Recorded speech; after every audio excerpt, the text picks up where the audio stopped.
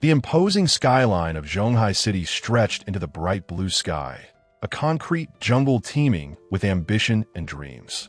Inside a chic cafe, a blind date was unfolding.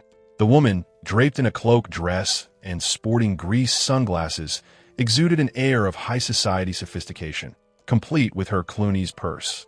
"Do you own a car?" she inquired, her tone sharp. Across the table, the man simply replied, "No." Undeterred, she continued her interrogation. "Do you own a house then?" He offered the same short answer, also no. Her composure began to crack, a hint of disdain creeping into her voice. "You don't have a car, and you don't own a house. Aren't you too embarrassed to be attending blind dates?" Her eyes narrowed. Her words dripped with scorn. "I see that you're a poor loser who wants to date white-collar elites. I'm too good for you. Come on, take a look at yourself. What a waste of my time." She stood up, grabbed her purse, and started to walk away. Under his breath, he muttered, "So pretentious." Her steps halted abruptly. "What did you say?" she demanded, turning back to face him, her sunglasses perched precariously on her nose. With a calm resolve, he stated, "The designer purse you're holding is a high-end counterfeit." He continued, his voice unwavering, "The Prada you're wearing is $10, including shipping from Taobao. The cheap makeup you're wearing amounts to less than $10. Why are you trying to act all posh?" His voice dripping with condescension. "You're just a receptionist, but you call yourself a white-collar elite. I think you misunderstood the term. Or did I misunderstand receptionist?" The receptionist, eyes narrowed behind her sunglasses, could only sputter. "You." Then the man, sitting across from a woman. His words are sharp and stinging. "You what? You're already 30 years old, but not married yet. No amount of thick foundation could cover up the wrinkles on your face. Did you think I would like you? You should hurry up and get married to an old bum. If you keep delaying it, even old bums would think you're too old for them." Enraged, the woman storms away, the click of her heels punctuating her anger. "Ugh, you jerk," she thinks to herself as she walks out of the cafe. "Jerk, jerk, poor loser."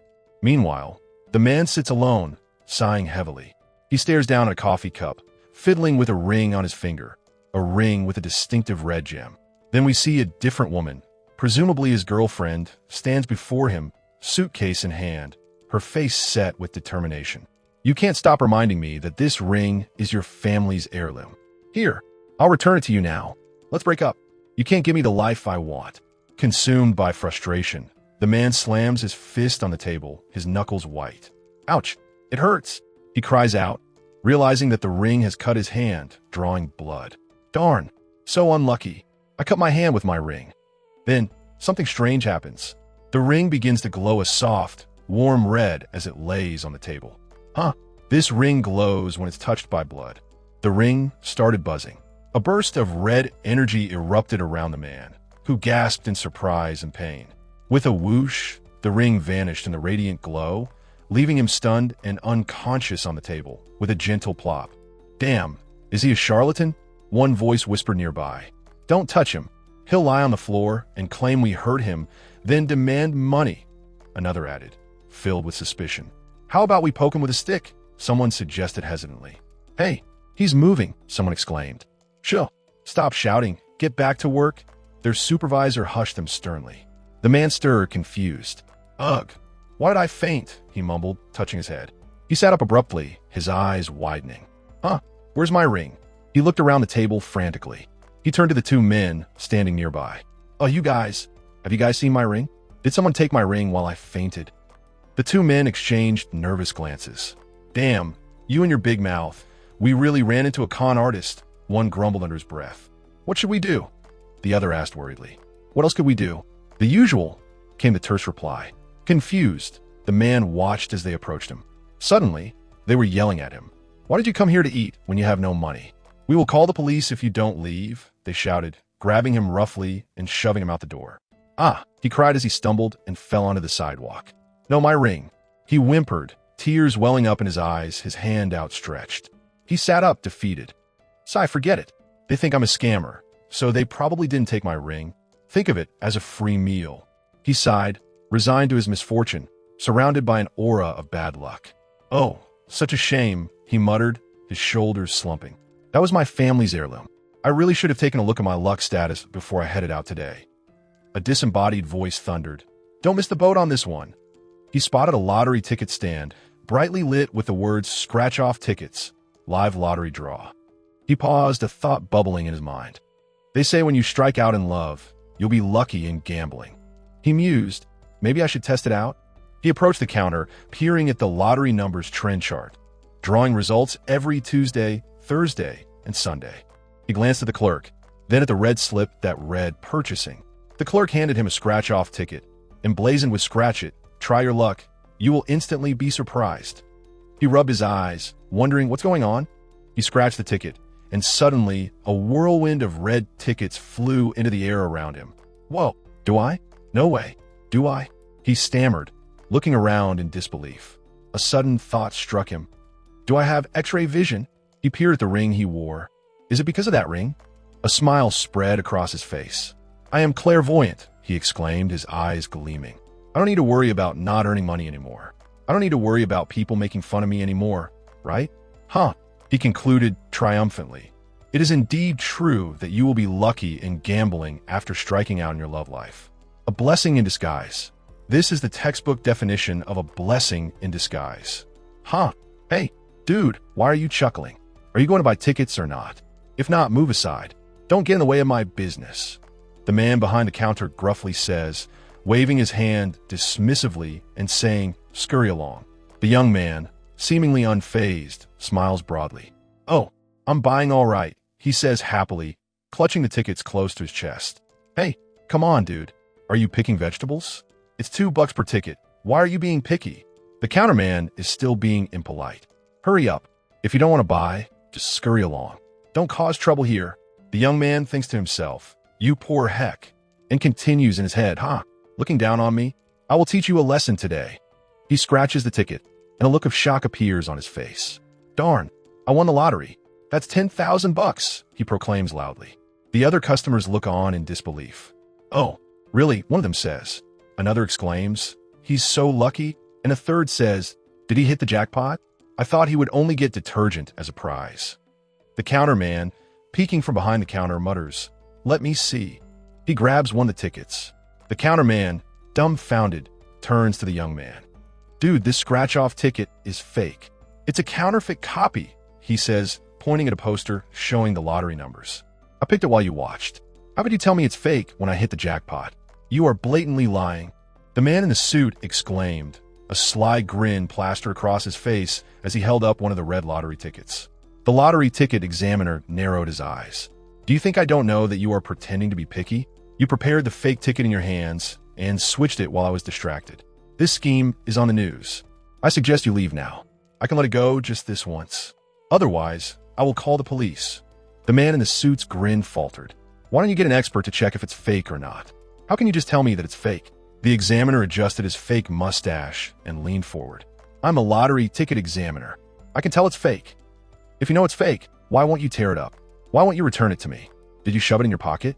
Looks like you're trying to steal it, right? The man accused, pointing an accusing finger. The examiner looked panicked, a bead of sweat trickling down his face. I'm warning you, stop talking nonsense. I will sue you for defamation. The man in the suit crossed his arms, his expression hardening. Is that so? Then I'm not going to be polite anymore. You asked for this. He then grabbed a $100 bill, waving it around and dramatically announcing, look, $100. I'm buying 50 lottery tickets. The examiner's eyes widened in disbelief. The man in the suit turned to a group of his friends. Guys, check this out. I picked this bundle of tickets while you watched. I'm giving them out to you. If you win, consider my treat. Bro, come on. You can't make him pay like that. One of the friends protested. Dude, the lottery is not that easy to win. Quickly return the tickets to him and ask for your $100 back, another added. Yeah, money doesn't grow on trees. But the man, with a knowing smile, replied, thanks, guys. No need to comfort me, though. Take it, scratch them. The friends looked at each other, a little puzzled. As they started scratching, their faces lit up one by one. Wow, I won something. $30 on the first ticket. One shouted, ecstatic. Me too. I won something with these tickets. $100. $200. OMG. Another cried out in disbelief. I won $300 on this one. Haha, for real. Meanwhile, the man in the suit, who'd given them the tickets, watched with a grim expression. Don't celebrate too early, guys. Don't forget, this dude will not pay up. Inside, the lottery vendor looked increasingly distressed. The friends, realizing what was happening, confronted the vendor. "Are our tickets fake too?" one demanded. "I saw him take the tickets from there. If you still try to deny it, you are scamming the buyers." The group closed in on the vendor, who looked like he was about to lose it. "Calm down, everyone. It's my mistake. I can redeem the prizes."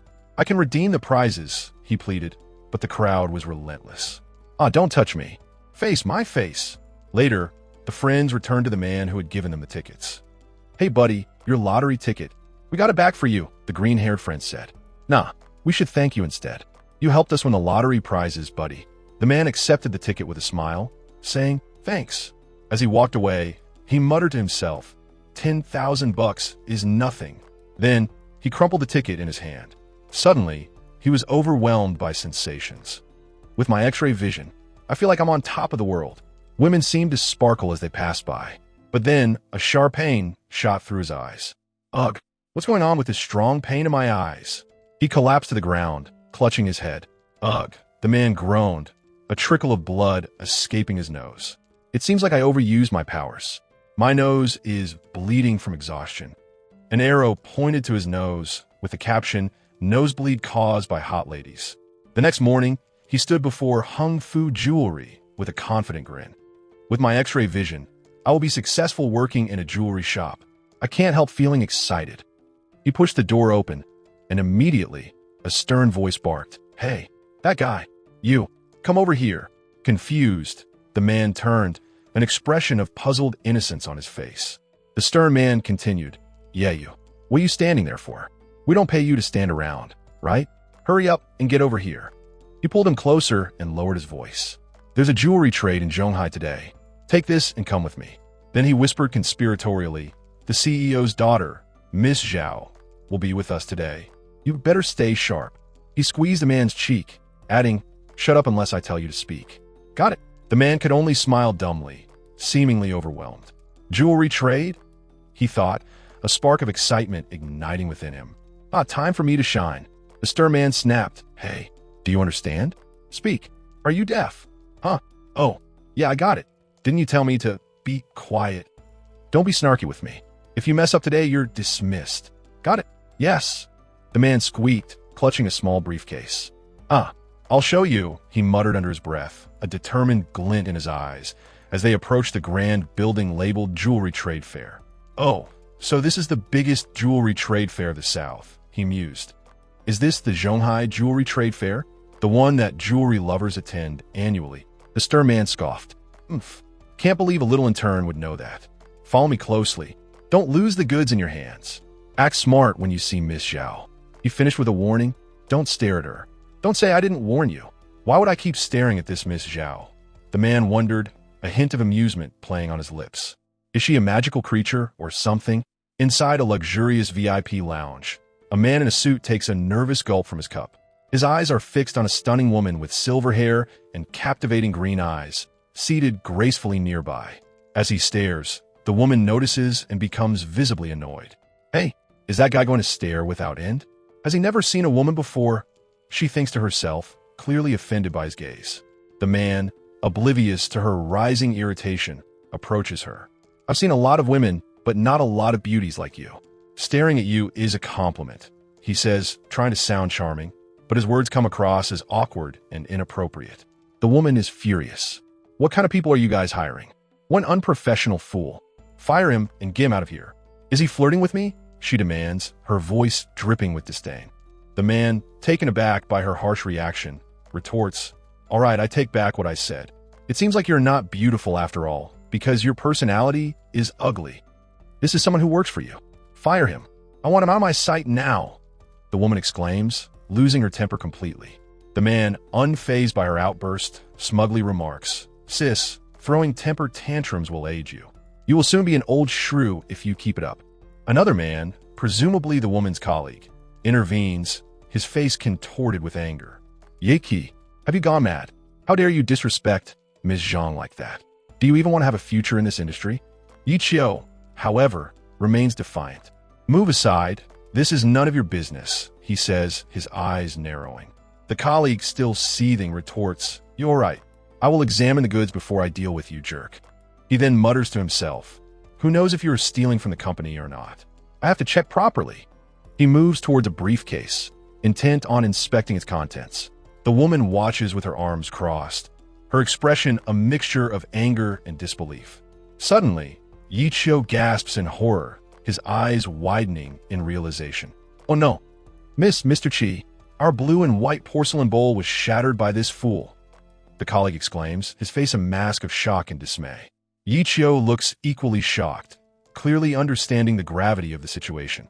"Huh?" The woman was in shock, her eyes wide with disbelief as she exclaimed, "This blue and white porcelain china is worth millions. Can you even afford it?" The broken pieces lay scattered in the briefcase, a testament to the disaster. A man with graying hair looked on, equally stunned. "Oh boy," another man sighed. "That is a high-end blue and white porcelain bowl. What a shame." Mr. Chi," another man said, exasperated. "I told him to be careful on the way here. He still shattered it. I think he did it on purpose." The woman, enraged, cried, "Call the cops. He will be thrown in jail if he can't pay for it." The protagonist who had been carrying the bowl was internally panicking, thinking, "What's going on? I carried it in my hands the whole time. It didn't crash against anything at all." His eyes began to glow with an unnatural blue light. Suddenly, he had a vision, a bizarre hallucination of himself in a workshop, handling the very bowl. "What is this?" he exclaimed. Then, he was back in the present, clutching his head in confusion. "Ugh!" The vision returned, showing him dropping the bowl. "Arg! Shoot!" he shouted in his mind, seeing it shatter before it actually happened. "My eyes can see beyond time too?" he questioned, confused. The woman, spotting his bewildered state, yelled, "Arrest him while he's petrified." "Yes, ma'am," a guard replied. But the man stopped them. "Hold on. I need to say something. This bowl is a counterfeit item." "Huh," the gray-haired man grunted. The woman's eyes narrowed. "You are not making sense. This bowl is certified by Mr. Chi himself. It is worth at least $1 million. You can't deny it." Another man grabs the man who dropped the bowl. "Yeki, are you at your wit's end? Do you know who Mr. Chi is in the artifacts industry? How dare you doubt the goods he's examined?" The man's eyes blaze. "Want to bet?" "Huh," the man that grabbed him replied. "Ah," the other snickered. "I think you've gone crazy. Sure, let's bet. If the bowl is not fake, not only do you have to pay, you also have to kneel and apologize in front of everyone." "What if I'm right? What if the bowl is fake? What then?" The protagonist with the sly smirk challenged. "Ah, do you think that would happen? All right, if the bowl is a counterfeit, I will kneel for you," the other man confidently retorted. In another scene, an older gentleman, seemingly an expert, carefully examines a porcelain bowl held within a briefcase. "What a shame, this porcelain bowl," he remarks, a hint of disappointment in his voice. But then, a sudden realization hits him. Wait a minute. His expression morphs into one of suspicion. Something's off. This porcelain is suspicious. Both the expert and the woman standing nearby gasp in unison. Someone switched the bowl with a fake. This is not the one I previously examined. The woman, now visibly distressed, exclaims, "What's going on? This bowl was placed in your shop's vault the entire time." A younger man with a nervous demeanor pleads, Miss, I don't know what's going on either." Suddenly, a finger points accusingly. "It's him, Yeki. That's right. He must have switched the bowl with a fake one." Yichio, the accused, retorts defensively, "Yeah, right. You gave it to me and watched me the entire time. Would you not notice if I switched it?" He slaps the accusing hand away. What a shameless shift of blame. "Don't be ridiculous, all right?" Yichio turns the accusation around. "Hey, Li Wenchao, you are the only one who supervised the bowl before you passed it to me. I think you switched the bowl." The woman, clearly in charge, raises her voice. "Security, don't let Li Wenchao leave." Li Wenchao is now under arrest, but the first man, the one who offered to kneel if the bowl was fake, says, "Hold on." A sly smile spreads across his face. "Li Wenchao, a bet is a bet. Kneel." Li Wenchao looks on in disbelief. The man continues, "Miss Zhao, is this the manager you hired? Someone who has no accountability? Also, you should examine the vault. If this bowl was switched with a fake, there might be other items that were switched too." The woman clicks her tongue in frustration. Men should not easily kneel, but real men would keep their promises. "Li Wenchao, you lost the bet, so you should kneel." She and an older man look on sternly. "Mr. Chi," the man in the dark suit whispered, his voice laced with a mix of respect and apprehension. Suddenly, he was on the floor, having tripped, probably feeling embarrassed. "Sorry," he exclaimed, scrambling to his feet. An older gentleman with distinguished silver hair regarded him with a discerning look. "Young man, let me ask you a question. How can you tell the bowl is not genuine? This counterfeit quality is not easily detectable unless you are an expert." The young man, addressing him politely, responded, "Mr. Chi, I won't act like a pretentious amateur in front of you on the study of ceramics and glaze. Basically, this counterfeit item is not ancient. It must be something made within the last 10 years. Mr. Chi smiled, a hint of amusement in his eyes. "Huh, nice one, young man. Skillful and humble." Then, turning to a young woman with long, flowing hair, he said, "Rui, the trade fair is about to begin. We should go. We will deal with the bowl incident after the fair."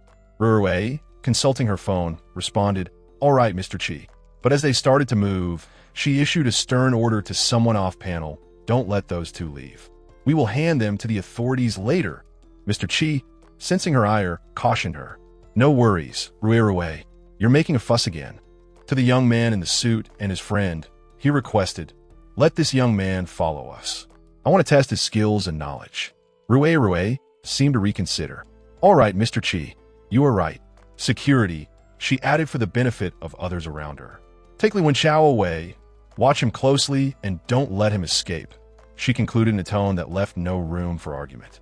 As they walked through the trade fair, the young man thought to himself, "This Mr. Chi lives up to his reputation. He does not have clairvoyant eyes. He accurately identified the counterfeit just from experience. No wonder there's a saying, 'Get Mr. Chi. Real artifacts won't flee in the industry.'" Suddenly, he gasped. "Oh, look," he exclaimed, a look of surprise on his face. "Huh." The crowd murmured around a large display case. "Isn't that Mr. Chi?" one person asked. "Mr. Chi had eyes on that one too," another exclaimed. "Shuh, be quiet. Let's see what Mr. Chi has to say." Back with Mr. Chi and the others, the crowd watched with bated breath. Even Mr. Chi is hesitant. It seems like this rock is either a hit or a miss. The young man's eyes now glowed with an otherworldly light. "Let me find out," he declared with newfound determination. With piercing blue eyes, he gazed intensely at the rock. In the center was a gem, glowing with a soft, otherworldly light. "Huh, it's indeed a good one," he exclaimed, a broad smile spreading across his face. Mr. Chi, with a neatly trimmed mustache, advised, "Forget it. Let us look for a safer bet." He dismissively waved his hand, as if the rock wasn't worth their time. A woman observed the rock with uncertainty. He didn't select it in the end. "Looks like that rock isn't good enough," she muttered under her breath. "Phew, thank goodness I didn't buy it." She sighed in relief. Someone else grumbled, "Darn, you regretted not buying it just now." Suddenly, the woman perked up. "Boss, your starting bid for this rock is 10,000 yuan, right?" "I want it," she declared excitedly. The man with the mustache looked surprised. The young man, who initially appreciated the rock, raised an eyebrow, a question mark hanging over his head. The woman was determined. "Yi Chiu, Mr. Chi has carefully observed the rock. Even if it's worth something, it shouldn't be worth 10,000 yuan. Are you sure you want to take that risk?" she argued. The young man, holding a gold card, replied with a confident grin. "Betting on rocks also depends on luck. I won 10,000 yuan from the lottery a few days ago. I've been quite lucky lately, so maybe the rock will give me a huge jade or something." The gentleman with the mustache approached the young man, saying, "Young man, you better take a closer look, as that rock might not be worth anything." The onlookers whispered among themselves, "Who's this brat? He's walking with Mr. Chi and Miss Yao, so he's probably some rich man's son who tagged along. Haha, is he taking the risk without knowing about the industry? He'll lose all of his family's money someday." Turning to Mr. Chi, the young man admitted, "Mr. Chi, I don't know how to analyze rocks, so I'm purely trying my luck." A person handed him a receipt. "Bro, here's the receipt for the 10,000 yuan. Do you want me to help you cut the rock?" "It's free," the young man responded cheerfully. "All right, thank you." As the others observed, Miss Yao said, "Mr. Chi, let's take a look over there. The guards will keep an eye on him." Mr. Chi added with a hint of skepticism, "There's no rush. I want to see what's inside the rock." Miss Yao scoffed, "There's probably nothing inside. Even if there is, it wouldn't be worth the money." Meanwhile, the young man, a smirk playing on his lips, thought, "What if the rock is worth more than 10,000 yuan?" She then turned to protagonist. "Hey, I'll apologize for my behavior if you profited from this rock. Vice versa, you'll have to apologize to me if you don't profit from this rock, he confidently agreed. No problem. The rock was now on a cutting table, surrounded by spectators. The rock is being cut, someone exclaimed. How much is it? 10,000 yuan. Others wondered who took the risk, some whispering of who will be in a negative situation by the end of this. As a machine whirred to life, a voice called out, "Boss, wait a minute." The assistant stated, "What? Are you having second thoughts? I've already told you beforehand that the rock can be left uncut, but no refunds." Protagonist, calm and collected, stood before a rough, uncut stone. "Relax, I'm not asking for a refund," he said with a confident smile. He picked up a marker and began carefully drawing lines on the stone surface, indicating precisely where it should be cut. "I only want to tell you where to cut." Nearby, a woman watched, her expression skeptical. "How pretentious," she muttered. "We'll see how you get out of this later." The cutting began, the whirring blade slicing through the stone. Then a gasp, a flash of green. "It's green. There's jade inside," someone exclaimed in shock. Another voice cried out, "Holy cow. I should have bought the rock for only 10,000 yuan." The cutter, looking panicked. The blade continued its work, revealing a perfectly cut cube of jade. The man in the suit examined it, a satisfied smile playing on his lips. "This is pure profit," he thought. "Oh my God, how does he do it?" An onlooker wondered. The jade expert was stunned, holding the precious stone in his hands. "Nephrite. This is nephrite jade," he declared, his voice filled with awe. "How does this young man do it?" Not only was he spot on, his cutting skills are also amazing. "I won't reach his level even if I train for another decade." A bidding war erupted in the crowd. I want it. "Brother, I'll buy it for 500,000, shouted one man. "Forget that. Do you think he's an industry outsider from the way he cuts the rock?" "Forget him, bro. I'll give you 800,000 for it," another countered. "Bro, you must be an industry insider. This jade is worth around 1,000,000 yuan. So I'll offer you 1,200,000 just to befriend you," someone offered. The jade expert stepped forward, his gaze intense. 1,500,000. The bidding continued to escalate. 1,500,001 yuan. "Shut up. Do you want to get blacklisted?" he threatened. Finally, the jade expert addressed the man in the suit. "Young man, sell the rock to me for 1,500,000 yuan. The additional 5,000 is for your rock cutting skills. You can also take it as compensation for my mistakes. Please don't reject it." "All right, Mr. Chi, I'll sell the rock to you, but we'll follow the market price of only 1,000,000 yuan. How can I profit an extra 500,000 from you?" He thought this old man is indeed wise. He noticed my extraordinary methods, so he's trying to forge a friendship with me using the 500,000 yuan. It's a shame that I'm aware of his intentions, so he won't be able to forge a friendship with me so easily. Expert thought, this young man is something else. He isn't arrogant or boastful. He has pride, but isn't too egoistic. He'll be someone extraordinary one day. Protagonist with a cheerful smile said, "So, Miss Zhao, my rock is worth 100 times more than its initial price. Shouldn't someone apologize to me?" She softly replied, "I'm sorry." He said, "Your apology is barely acceptable, but I'll take it. Miss Zhao, remember not to judge a book by its cover, or your discrimination will be your downfall." Then he thought to himself, "Mom, Dad, I'll give you a luxurious life, so you too can enjoy your lives without any worries." Lottery worker, Leon was standing there watching the whole scene. "Friend, what do you think about this one?" Expert asked. Protagonist replied, "I'm not sure about it. It's a 50-50 chance." Expert asked again, "What about this? It has some green jade on it." He again replied, "It may be only a thin layer of jade. It's a very risky gamble, since the price is too high." Expert thought, this young man is just answering based on what outsiders also know. It seems like he doesn't want to reveal his true skills. Buzz. Suddenly, our protagonist got a call. He exclaimed, "Hello? What? My grandpa was hospitalized." "Which hospital?" "First People's Hospital." "All right, I'll head over immediately."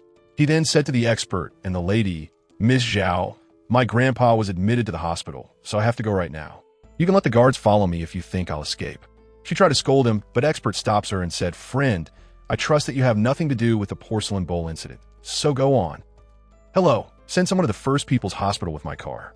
"Yeah, it's an emergency, so hurry up," the older gentleman barked into the phone, concern etched on his face. As he hung up, our protagonist stepped forward.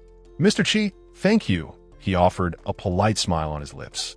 Later, our hero stopped. He declared, "You should buy the number 264 jade rock that was on display just now. It's a bit expensive, but it's profitable," he advised with a knowing grin, pointing towards the jade. After the man's interruption, he exited from the scene. The young woman, clearly exasperated, questioned the older man. "Mr. Chi, why did you stand up for him? He was only lucky," she exclaimed. The older man, however, offered a different perspective. "Kid, remember to think when you encounter something. Don't be blinded by discrimination and jump to conclusions," he cautioned. In his mind, he marveled. This young man is a better rock expert than I am. "Let's go get that jade rock. I'm afraid someone else will buy it before us," the older gentleman announced. A few minutes later, as they carefully examined their purchase, the man gasped. "My jade," he whispered. He contemplated what he had just bought. "I can't believe we made a profit from this. It's only a small profit, but that young man was so accurate on something so risky. How does he do it?" he wondered aloud. The young woman's brow furrowed in thought. Turning to the young woman, Mr. Chi asked, "Kid, what do you have to say?" Her face slightly flushed with embarrassment. The young woman replied, Mr. Chi, I was too emotional just now. I know what to do next." Good. Let me give you some advice," the older man said, his eyes glinting with wisdom. "Get that guy to work for you, and you'll have everything." Outside the First People's Hospital, our hero arrived in the borrowed car, stepped out, and muttered, "Thanks," but a sudden revelation stopped him in his tracks. "Yi Chio," he exclaimed in disbelief, spotting a group consisting of Uncle Yi Jiangwo, Aunt Huang Yin, sister-in-law Zhang Fong, and cousin-in-law standing nearby. Chio, a young man dressed in a sharp suit, is confronted by a blonde woman who asks, "Yo, Chio, did you rent a car or something? Didn't you ride a motorbike years ago?" An older man, presumably an uncle, chimes in, "Chio, as your uncle, I have to nag you. Your family is poor, but you spend so lavishly.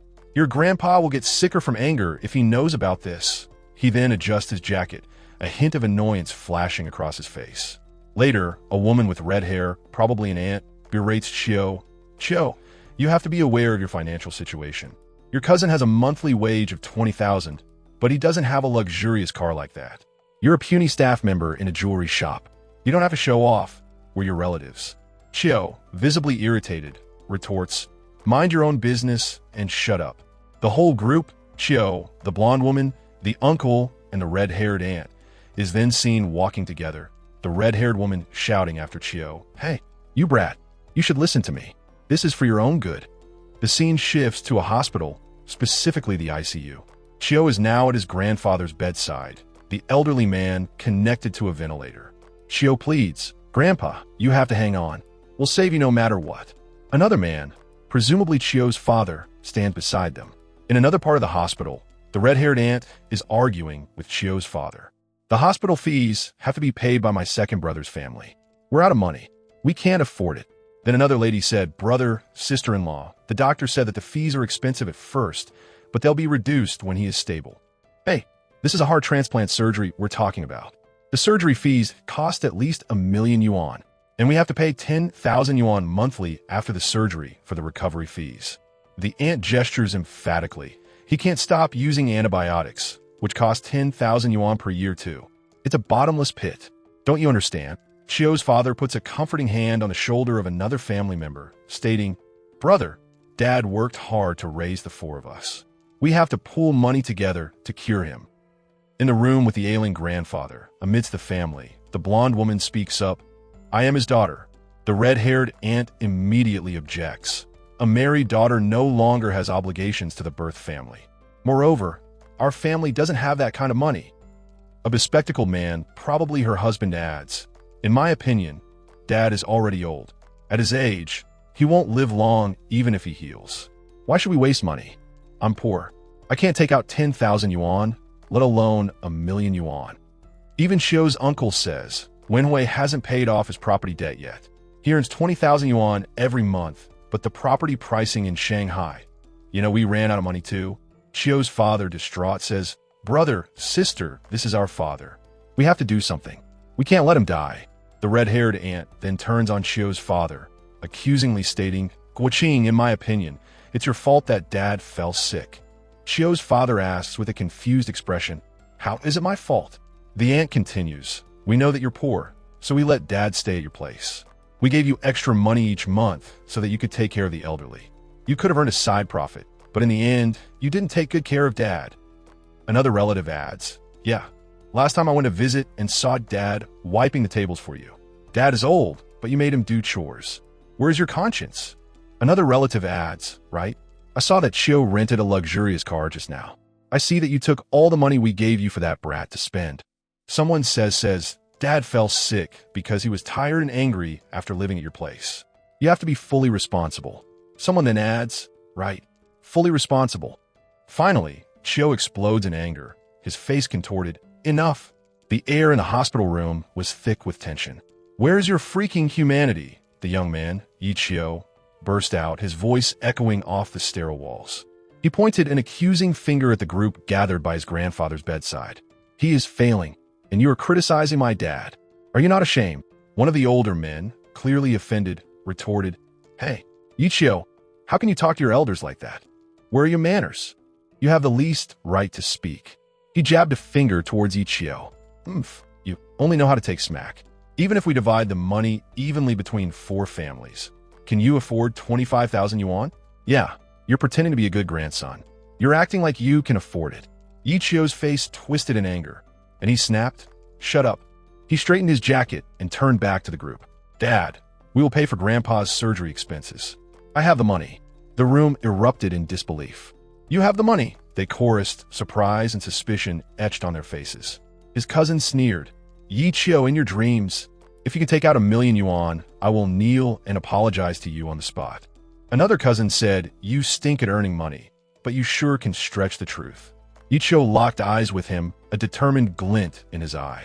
You said it. If I do take out 1,000,000 yuan, don't try to deny it and get out of kneeling. A young woman with blonde hair, possibly a cousin, scoffed. You are such an arrogant child. If I take out a real handheld POS system machine, will you turn bright red with shame? Chio calmly replied, All right, cousin-in-law. I know that you use a handheld POS system machine for your work. Take it out then. I'm waiting for my cousin to kneel. The woman's expression faltered as she pulled out the device. The screen flickered to life, revealing the account balance. 1,000,000 yuan? Her eyes widened in shock. How is this possible? Chio turned to the man who'd made the bet. Don't you think it's time to kneel? The man stammered. Chio, how can you speak to me like that? I'm older than you. Don't you have any manners?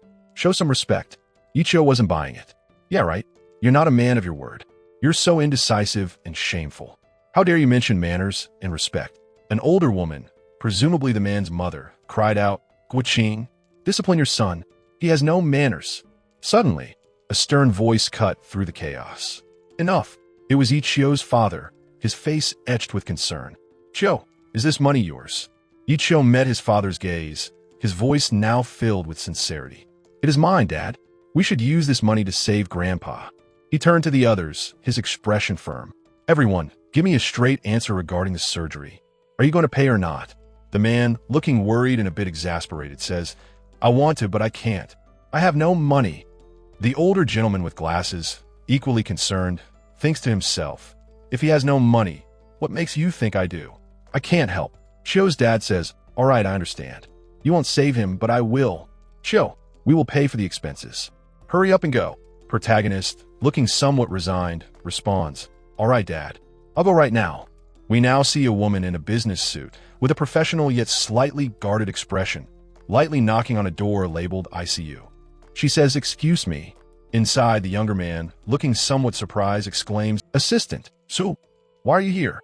The woman looks at him directly, a hint of suspicion in her eyes. Who are you? She asks. He smiles, trying to be friendly. Assistant Su, you're a big shot, so it's normal for you not to know me. I'm Yi Wenwei from Yuan Ads. He continues, Last time, our president Zhang met you. One of Hung Fu's ads was made by our company.